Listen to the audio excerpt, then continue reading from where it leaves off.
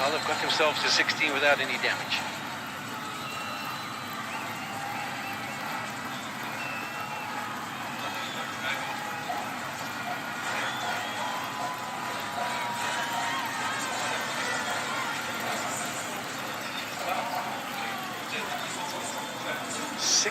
For no wicket. That was exactly what South Africa were after 3 overs. We're going to see Otniel Bartman.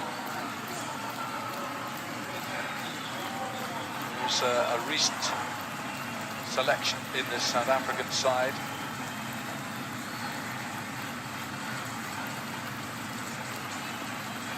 There's his fixed 4 matches, 5 wickets. He got 4 for 11 in his first encounter in New York. Brilliant performance by him. Ooh, it's close, but it might be going down. Just did a bit, yeah. You see Otniel Bartman just saying, do you think it went down? Missing leg stump. Yeah, probably the one South African bowler that will challenge the stumps. He's going to pitch it up. His natural length is to hit the top of off stump, which I think will make it difficult for the Nepalese batters. This is the 6 from the last over. South Africa changing the field. We're not really having to change the field, honest with you, but they changed it anyway. Brought fine leg up, and that was a fantastic shot by Birtle to go for 6. His leg side, it's gone down that leg side from Bartman. Yeah, 4 for 11 against the Netherlands, Sean, on that difficult pitch just on June the 7th. Yeah, our local competition, the SA20, he was brilliant and really forced his way into the team. Dale, what were you chatting to him about? Any advice or just catching him? I was asking him if we went snorkeling, and he said he's not really a good swimmer. So I said to him, don't worry, you can wear a life jacket. It's basically the conversation that we're having over there. But I also did say that if he continues bowling the way that he bowls, it's a beautiful delivery that South Africa could consider him one day as a test bowler, because I think that the lengths that he bowls and the lines that he bowls, it's always challenging the stumps. You can see his length is generally a slightly fuller length. All the others, Bartman being the fullest of all of the bowlers so far. Nokia deciding to bowl shorter. He's wanted to bowl more aggressively this tournament, and it's worked well for him, so I'm excited to see what he'll do tonight. But Bartman right now is the challenge for the Nepal batters. Great shot. Goodness, that's a good shot. He has picked up Bartman here with such ease. There's been a few planned misses and balls missing the inside edge, outside edge, nearly being trapped in front, but in between that there's been some fantastic shots by this opening pair. There's another example. See if you get into position early, just using this wrist, whipping it away. One bounce into the boundary. Takes it off, I think. Off stump, might have made contact with the top of off, so nothing really wrong with that delivery. Just a fantastic shot.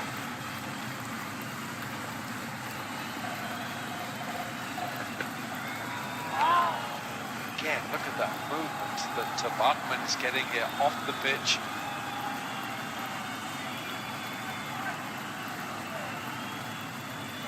Just see the release points. Naturally, Marco Jansen is way over the 2-meter mark because he's the tallest of the lot. Rabada, again, Nokia just dips a little bit. Bartman into the release points of the South African seamers to contend with that different bounce that Dale Steyn's been talking about.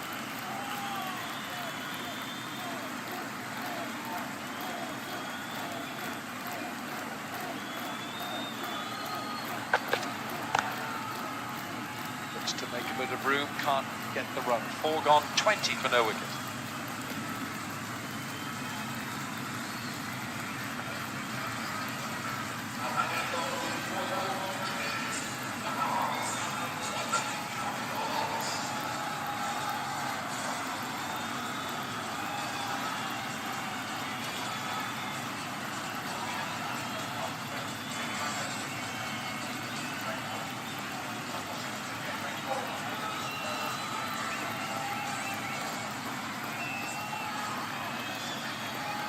Here at Arnosvale in St. Vincent and the Grenadines, South Africa, who had qualified for the Super 8s, the second round, but they've been reduced to 115 for 7.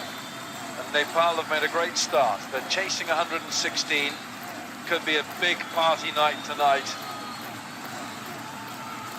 Oh, it's party time. They're primed. They're dressed for the occasion. could be Nepal's night. Janssen. That's fortuitous, but it runs. It's a difficult pitch. The ballon is a difficult pitch for the cock. Yeah, Nepal will be counting down every run. It doesn't matter how it comes. Inside edge, outside edge, buys. Look at that. That ball is pitched and the seam just stayed up.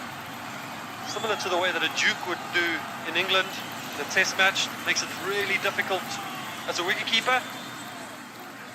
But Nepal won't moan. They'll take every run they can.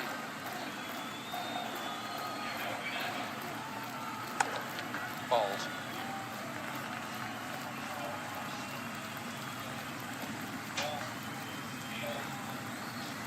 Now, virtually every ball that Marco Janssen has bowled has been an in-swing to the right-hander.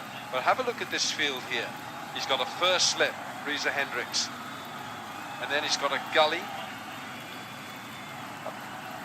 almost like a backward point and a point. Got 4 fielders and a third, 5 behind square offside. Klaasen, he's in that gully position.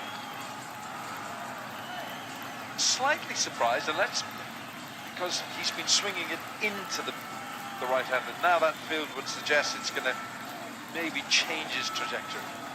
Just the extra bounce that Marco Janssen gets. You would think that if the Nepalese batters decide to have a hoik or go at it, the ball might go in that area. Very difficult to hit Marco Janssen with his bounce over square leg, so I think it's important that he keeps square leg up and fine leg back. Followed him. Saw him backing away, and Janssen just followed Bertel.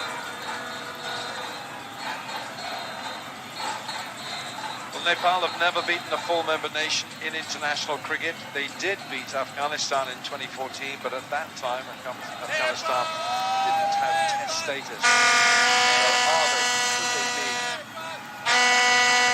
be here on the brink of an historic night in this World Cup?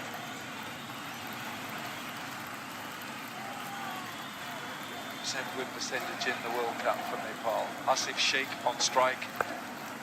Flicks it round leg side and he'll get one.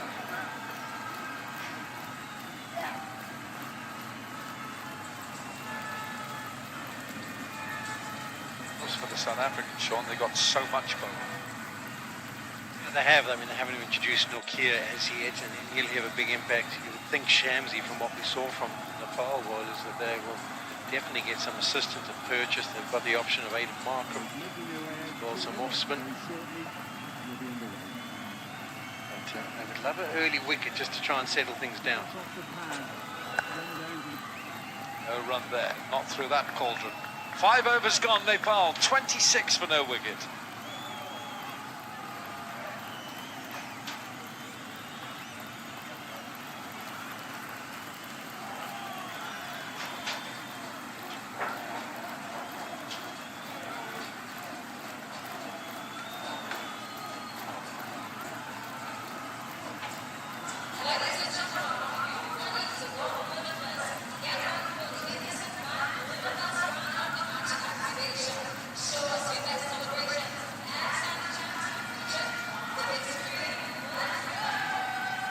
A runner ball for Nepal will get them home.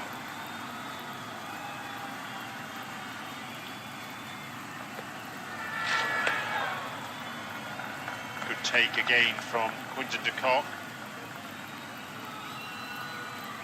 One short ball for the over.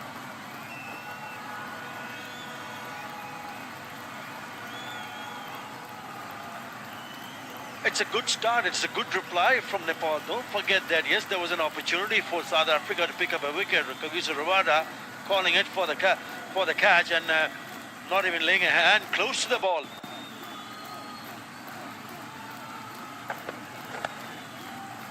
It's a lovely pick-up off his toes by Asif Sheikh. It's good batting. Wonderful shot here. Bodman just straying a little bit in his line, going a bit straight here. Getting rid of his bounce of the first ball. Great shot. off his legs, and every run, Nepal, they believe more. The game is in the balance. South Africa are desperate for a wicket, but this is a great little opening stand for Nepal right now. Where is it going to come from, the wickets? Who's going to be the one to pick up the first one? Lovely shot up on his toes. Shake. It's probably one area where South Africa can look to remove the fielders in that extra cover area with the extra bounce and the length that they bowl. It's difficult to hit the ball through extra cover, whereas right now Nepal batters are getting inside the line, using the pace of the ball. They can use potentially an extra man on the leg side. Some of the fans are not enjoying it as much as others.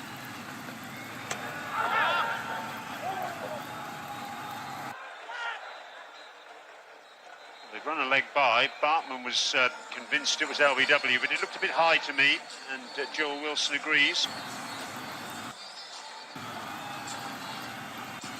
Where's Nixon McLean, former West Indies fast bowler, who ended up batting left-handed in his cricketing days. And the reason he batted left-handed was that when he was young, he used to bat right-handed, and all the windows were on the leg side. So he switched round to bat left-handed so he wouldn't end up hitting the ball against the windows. I'm just wondering when Markram is going to introduce spin here. We haven't seen spin so far. And we've seen what spinners did when South Africa were batting. Perhaps they could have introduced someone like Tabriz Shamsi earlier on inside the power play, because there's only one delivery left in this over, which will complete the power play. And if they don't pick up a wicket, they're well placed, Nepal.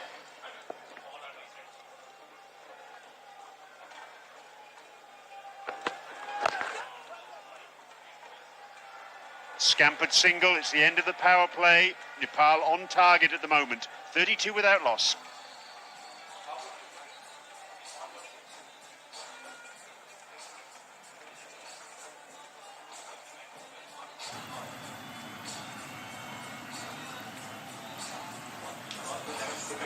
Of course, we have to remember that if South Africa do lose tonight, it doesn't affect them qualifying for the next stage, but it'll be mighty embarrassing if they do go down to defeat, I'm sure. Yeah, and they haven't exactly gotten their batters off to the start that they would like right now. Every batter that I've seen in the top order of the South African lineup, if they get out, they kind of look at the pitch as if to say, when is things going to turn in my way? Hopefully, regardless of this game, by the time they get to Antigua, things will start to settle more in the batter's favour, but the bowlers have really enjoyed it so far, and South Africa's batting has been the struggle that they've had so far this tournament. Key moment in this match, you feel now. Henrik Nokia into the attack, the extra pace that he can provide. Now, in April and May, Nepal played against West Indies A, and they did play against some extra pace. Obaid McCoy, O'Shane Thomas were playing. This was Nepal's effort during the power play, a very solid one too.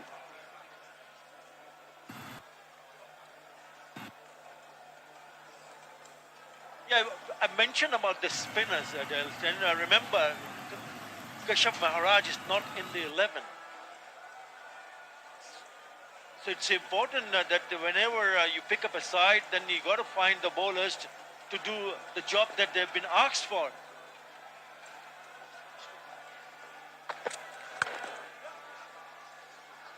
I like this change of field by South Africa. They've got basically a backstop. Marco Jansen, this is a look at the batting so far in the power play. Nepal were 32 without loss after that first 6, and this is the one opportunity South Africa needed.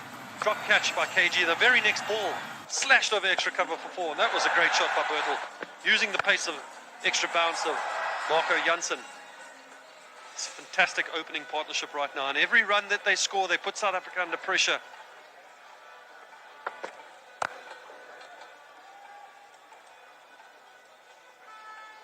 Now there's an interesting field placement that we've got. We've got Marco Jansen essentially as a backstop. He'd be in a catching position, I would say. And one of the things that works in the bowlers favour having this particular field against a team like Nepal is because they're not familiar with the pace. They might be thinking, what is coming? What is Anrich Nortje going to do? Is it the short ball? Is it a length ball? Is it a Yorker? What is he going to do to utilise Marco Jansen at backup? And just actually foxing the batter and bluffing him with a slower ball. Not even having a mid-on right now. Mid-on is almost in a half mid-on, half mid-wicket kind of position. And this starts to play a little bit with the batter's mind. This is Anrich Nortje, the most wickets for South Africa so far in this World Cup with 8. Fazlur Farooqi has been fantastic for Afghanistan with 12.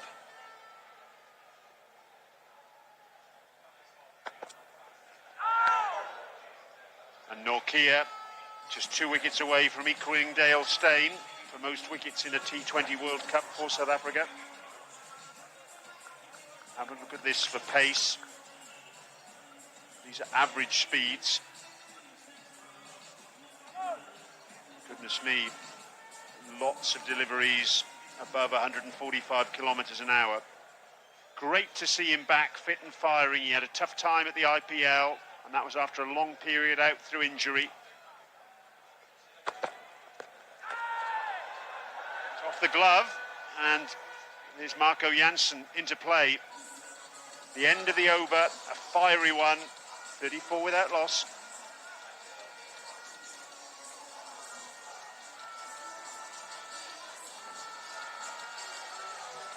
Yeah, I think the South African bowlers will need to realize that they need to test them with some short pitch deliveries. Give them some chin music. Because they do struggle.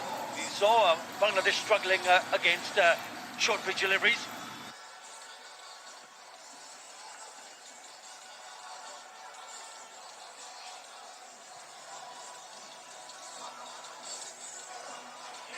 A few smiles there among South African supporters, family.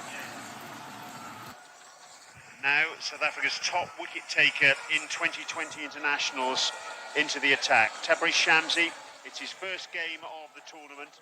78 wickets he's taken in total. Yeah, because they're going to introduce Shamsi, but from what we saw in the first innings, you would think he would go really well because it was turn, it was difficult to read, it was bouncing and gripping. But then in saying that, Nepal have grown up playing spin, haven't they? I mean, so you would think that they'd be more comfortable against the likes of Shamsi than they would against the fast bowlers. But I suppose time will tell. It's going to be a vital introduction, this.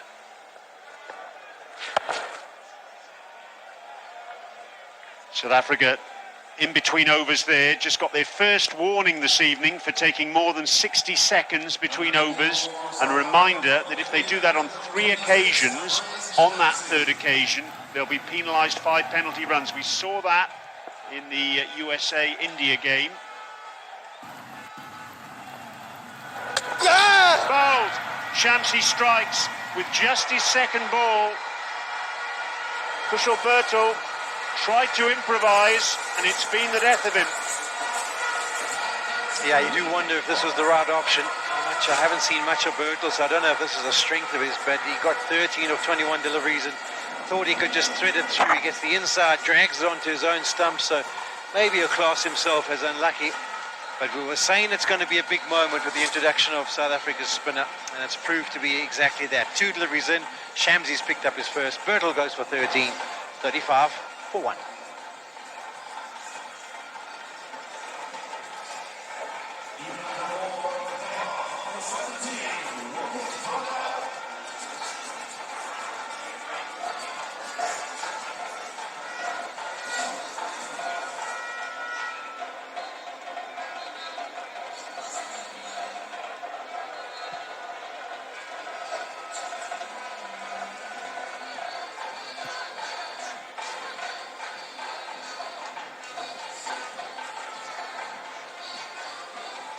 Captain Rohit Paudel in at number 3.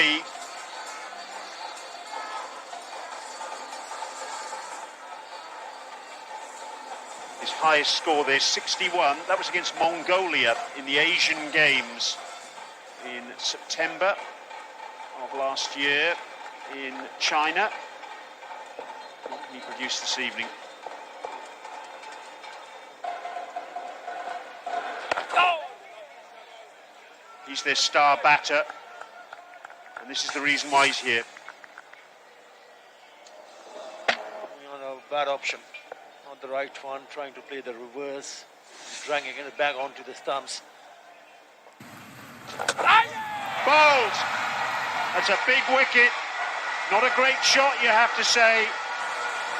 But all of a sudden, Tabriz Shamsi is turning this match on its head. Well, I did mention earlier on that South Africa needs to introduce Tabriz Shamsi as quickly as possible. And would you believe it? He's picked up not one, but he's now picked up a second wicket in his very first over. Bit of a turn, big expansive drop.